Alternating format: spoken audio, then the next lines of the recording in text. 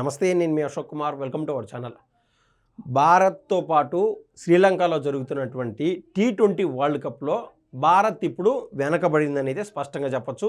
League దశలో అంతో ఇంతో చెమట ఓడ్చి USA లాంటి టీంతో కూడా హాట్ ఫేవరెట్గా ఉన్నటువంటి భారత్ కష్టపడి గెలుస్తాదా ఓడిపోతాదా అనేటువంటి నేపథ్యంలో ఏదేమైనా కూడా గెలుచుకుంటూ వచ్చింది. తర్వాత జరిగినటువంటి నెదర్లాండ్స్ మ్యాచ్తో కూడా భారత్ చెమట ఓడ్చాల్సి వచ్చింది. ఈ క్రమంలో ఏదేమైనా కూడా క్వార్టర్ ఫైనల్కి ఎంటర్ అయినటువంటి భారత్, ఇప్పుడు దాకా ఒక్క ఓటమి కూడా లేనటువంటి భారత్ జనరల్గా వరుసగా 2 T20 వరల్డ్ కప్లు క్రమక్రమంగా గెలిచినటువంటి దాఖలాలు ఏ టీంకి కూడా లేవు. ఇప్పుడు భారతదేశంలో ఆ అవకాశం ఉన్నది, భారత్కి అవకాశం ఉన్నది. అదేవిధంగా ఏదైతే హోమ్ టీం ఉంటుందో భారత్లో జరుగుతున్నటువంటి ఈ నేపథ్యంలో భారత్ హోమ్ టీం కాబట్టి ఇప్పుడు దాకా చరిత్రలో T20 వరల్డ్ కప్ ఏ హోమ్ టీం కూడా గెలవలేదు. అటువంటి రికార్డులు కూడా భారత్ సొంతం చేసుకోబోతుంది అని అనేక అంచనాలతో భారత్ అయితే T20 వరల్డ్ కప్లో అడుగుపెట్టింది. ఏదేమైనా కూడా క్వార్టర్ ఫైనల్కి ఎంటర్ అయినటువంటి ఈ నేపథ్యంలో క్వార్టర్ ఫైనల్లో భారత్ ఇప్పుడు ప్రస్తుతం 3వ స్థానంలో ఉన్నది. ఎందుకంటే దాదాపు 5కు పైన నెట్ రన్ రేట్తో వెస్టిండీస్ ఉన్నది. అదేవిధంగా 3.80 పైన నెట్ రన్ రేట్తో సౌత్ ఆఫ్రికా ఉన్నది. తర్వాత స్థానంలో ఉన్నటువంటి భారత్ ఏదేమైనా కూడా ఈరోజు 7 గంటలు జరుగుతున్నటువంటి ఆ మ్యాచ్లో ఖచ్చితంగా గెలవాలా. జింబాబ్వేతో జరుగుతున్నటువంటి ఈ మ్యాచ్లో జింబాబ్వే ప్రదర్శన ఏ విధంగా ఉన్నదో మనం చూసాం. ఆస్ట్రేలియాని మట్టి కరిపించేసింది జింబాబ్వే. సునాయాసంగా జింబాబ్వే చేతల్లో వికెట్లు కోల్పోతూ పడిపోయినటువంటి శ్రీలంక ఏ దశలో కూడా కోలుకోలేనటువంటి పరిస్థితులు కూడా మనం చూసాం. ఆ విధంగా జింబాబ్వే యొక్క ప్రదర్శన కూడా ఉన్నది. ఎందుకంటే వాళ్ళకు ఉన్నటువంటి హ్యాడ్ కోర్ హిట్టర్లు కావచ్చు, బ్రియాన్ బెన్నెట్ అనేటువంటి వ్యక్తి కావచ్చు, సికందర్ రాజా కావచ్చు, రియాన్ బుర్లు కావచ్చు, ఇట్లాంటి అనేక మంది సీనియర్ బ్యాట్స్మెన్స్, అదేవిధంగా బౌలర్లు క్రేమర్ కావచ్చు, వెల్లింగ్టన్ మస్కత్జా కావచ్చు, ఇదే సికందర్ రాజా కావచ్చు, ఇంకా పేసర్లు అయితే నెంబర్ 1, నెంబర్ 2 పొజిషన్లో దాదాపు వాళ్ళ పేర్లు అంటూ ఉన్నాయి. ఎవరైతే రిచర్డ్ నగర్వా ఉన్నారో, అదేవిధంగా బ్లెస్సింగ్ ముజర్మాని, ఇలాంటి వాళ్ళు ఆ పేస్లో వాళ్ళ ప్రదర్శన కనబరుస్తూ వాళ్ళ దేశానికి వాళ్ళకు ఒక హీరోలుగా ఉన్నారు. ఈ క్రమంలో ఈరోజు 7 గంటలకు జరుగుతున్నటువంటి ఈ మ్యాచ్లో భారత్ అనేటువంటి టీము ఖచ్చితంగా భారీ పరుగుల వ్యత్యాసంతో గెలవాలి. లేని పక్షంలో ఈ రోజున భారత్ కన్నా ఓడిపోతే బై డిఫాల్ట్గా సెమీస్లోకి ఎంట్రీ ఉండదు. ఒకవేళ గెలిచినా కూడా భారీ పరుగుల వ్యత్యాసంతో గెలిచాలి. ఎందుకంటే అత్యంత రన్ రేట్తో ఉన్నటువంటి సౌత్ ఆఫ్రికా వెస్టిండీస్కి సెమీస్కి పోయేదానికి అవకాశం ఉన్నది. ఒకవేళ ఈరోజు గెలిచినా కూడా నెక్స్ట్ జరిగేటువంటి వెస్టిండీస్తో ఏదైతే మ్యాచ్ ఉన్నదో భారత్కి, దాంట్లో వెస్టిండీస్ని అత్యంత భారీ స్కోర్తో ఓడిపించాలా, నెట్ రన్ రేటు అత్యధికంగా కైవసం చేసుకోవాలా. అయితే ఈ మ్యాచ్ అయినా వెస్టిండీస్తో అయినా, ఆ వెస్టిండీస్తో జరిగేటువంటి ఆ మ్యాచ్లో ఆ నెట్ రన్ రేట్ని ఎక్కువ స్థాయిలో సొంతం చేసుకునే దానికి అవకాశం లేదనేది క్రికెట్ పండితులు చెప్తున్నారు. ఎందుకంటే వెస్టిండీస్ ప్రదర్శన మనం చూసాం, ఏకంగా 260 పైచిలకు పరుగులు సాధించారు. తద్వారా ఎవరితో జింబాబ్వేతో ఆడినారో వాళ్ళని దాదాపు 119, 120 పరుగులకి మడిచేసినటువంటి దాఖలాలు కూడా మనం చూసాం. ఇలాంటి పరిస్థితులు ఉన్నటువంటి ఈ నేపథ్యంలో సాయంత్రం 7 గంటలకి చెపక్ వేదికగా ఏదైతే స్పిన్నర్లకు అనుకూలిస్తుందో ఆ పిచ్లో ఇండియాకి స్పిన్నర్ల యొక్క బలం ఉన్నది. అక్షర్ పటేల్ కూడా టీంలోకి వస్తున్నాడు. స్పిన్కి ఇప్పుడు వరకు ఆ పిచ్చు స్పిన్కి అనుకూలించగాక, కానీ లాస్ట్ ఒక 10 మ్యాచ్ల యొక్క డేటా కన్నా మనం చూసుకుంటే స్పిన్నర్లకు ఆ పిచ్ అనుకూలించట్లేదు.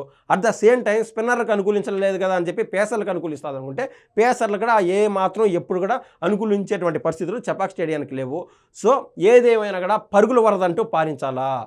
ఈ పరుగుల వారద చెపక్ కేంద్రంగా భారత్కి పారిస్తే నెక్స్ట్ వెస్టిండీస్తో అంతో ఇంతో ఒక భారీ నెట్ రన్ రేట్తో కాకుండా గెలిస్తే కూడా భారత్కి సెమీస్ ఆశలు సజీవంగా ఉంటాయి అనేది వాస్తవం. దానికి సంబంధించినటువంటి విషయం చూడండి. డిఫెండింగ్ ఛాంపియన్ ఫేవరెట్గా టోర్నీలో అడుగుపెట్టింది. ఆశించినంత ఆధిపత్యాన్ని ప్రదర్శించలేకపోయినా గ్రూప్ దశలో అగ్రస్థానం సాధించింది. కానీ సూపర్ 8లో ఓ భారీ ఓటమి ఆ జట్టును త్వరగా ప్రపంచ కప్ నుంచి నిష్క్రమించేసి ప్రమాదంలోకి నెట్టింది. బ్యాటర్ల అస్థిర ప్రదర్శన, ముఖ్యంగా టాప్ ఆర్డర్ల పేలవ ప్రదర్శన టీమిండియాకు పెద్ద సమస్య. ఇలాంటి పరిస్థితుల్లో అత్యంత కీలక పోరాటానికి సిద్ధమైంది భారత్. చావరేవో తేల్చుకోవాల్సినటువంటి పరిస్థితుల్లో నేడు జింబాబ్వేతో ఢీకొట్టనుంది. ఓడితే ఇంటికే. సెమీస్ ఆశలు సజీవంగా ఉండాలంటే గెలిస్తేనే సరిపోదు, చాలా ఘనంగా గెలవాలి. నెట్ రన్ రేట్లో బాగా వెనకబడ్డ టీమిండియా శక్తులన్నిటినీ కూడదీసుకొని అసాధారణ ప్రదర్శన అయితే చేయాలి. దీనికి సంబంధించి ఏదేమైనా కూడా సూపర్ 8లో ఉన్నటువంటి భారత్ మనం ఉన్నట్లు ఈరోజు అత్యంత స్కోర్తో గెలవాల్సినటువంటి ఆవశ్యకత ఎంతైనా ఉంది. పొరపాటున కన్నా ఓడిపోతే ఈరోజే లాస్టు. దీనికి కారణాలు మనం కన్నా పరిశీలించి చూస్తే ఇప్పుడు దాకా తొలి 6 ఓవర్లకి భారత స్కోర్ని 76, 80 ఆ రేంజ్లో పెడుతున్నటువంటి అభిషేక్ శర్మ హ్యాడ్ కోర్ హిట్టర్గా పరిగణించవచ్చు. కానీ ఈ వరల్డ్ కప్లోకి ఎంటర్ అయినప్పటి నుంచి లాస్ట్ తొలి 2 మ్యాచ్లు ఏదో ప్రదర్శన చూపించుండొచ్చు. కానీ లాస్ట్ 3-4 మ్యాచ్లు కనుక గమనించి చూస్తే అభిషేక్ శర్మ ఏ మాత్రము తన ప్రదర్శన చూపించలేకపోయినాడు. ఎందుకంటే ఇక్కడ చూడండి క్లియర్గా, ముఖ్యంగా టాప్ ఆర్డర్లో అభిషేక్ శర్మ వైఫల్యం జట్టును దెబ్బతీస్తోంది. ఈ టోర్నీలో ఇప్పటి వరకు ఈ ఓపెనర్ 4 మ్యాచ్ల్లో 3.75 సగటుతో కేవలం 15 పరుగులు చేశాడు. అందులో ఏకంగా 3 డకౌట్లు ఉన్నాయి. అభిషేక్ శర్మ అనే కన్నా ఒక స్థాయిలో కన్నా ఇది వరకు ఆటలాగా ఆడినింటే అభిషేక్ శర్మ వలన జట్టుకి ఈ రోజున నెట్ రన్ రేట్ ఒక రేంజ్ ఉండేది. మనం ఎక్కడ 156 పరుగులకో 160కో 170 పరుగులకో మనము చేతులు ముడుచుకోవాల్సినటువంటి ఇబ్బందులు వచ్చేటి కాదు. ఏ విధంగా అయితే వెస్టిండీస్ చూసాం 5.30 పైన వాళ్ళకి రన్ రేట్ పెట్టుకున్నారు. ఎందుకంటే వాళ్ళు గ్రూప్ దశల నుంచి ప్రతి టీంతోనూ భారీ వ్యత్యాసంతో గెలవాలని వాళ్ళు ప్రయత్నం చేస్తూనే వస్తున్నారు. ఆ విధంగా అభిషేక్ శర్మ ఆట వల్ల కూడా మనకు భారత్ జట్టుకి ఇంత ఇబ్బంది వచ్చిందని అయితే మనం చెప్పొచ్చు. ఇదే క్రమంలో ఎవరైతే కేరళ ఆటగాడు ఉన్నాడో సంజు శాంసన్, అతనికి కన్నా అవకాశం కన్నా ఇచ్చింటే బాగుండేదని చెప్పి క్రికెట్ పండితులు చెప్తున్నారు.